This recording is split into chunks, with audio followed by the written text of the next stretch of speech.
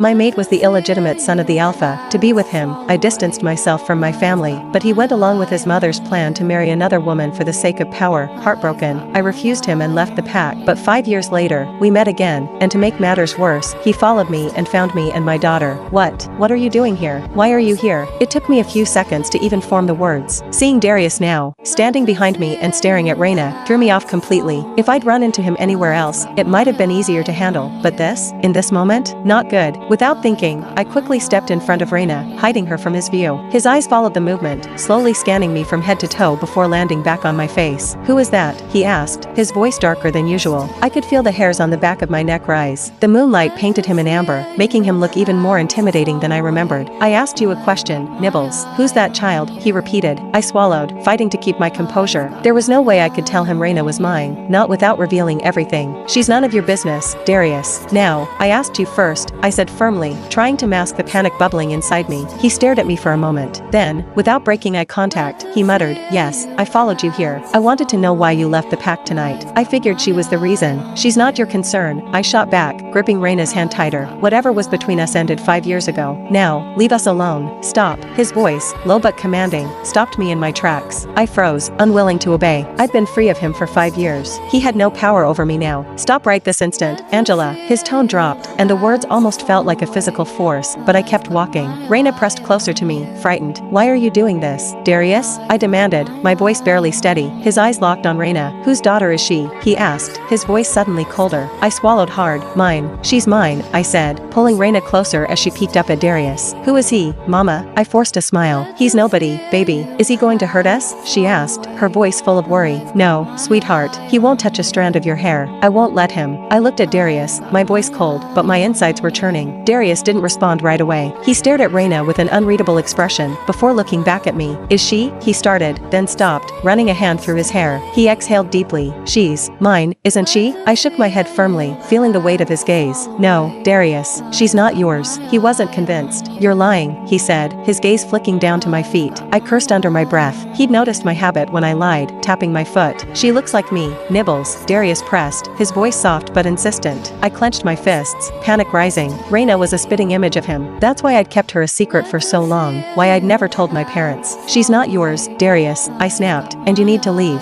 You're not welcome here." He gave a humorless laugh. "I'm Darius Darkwood. I go where I please." I rolled my eyes and pulled Reina further from him. "Enough. You've had your say. Now go." He ignored me, dropping to one knee in front of Reina. "Hey there, I'm Darius, your mom's friend." Reina stared at him for a moment, then giggled. "Your eyes look like mine." Darius smiled. "They do, huh? What's your name?" "Reina. That's a beautiful name," he said with a soft smile.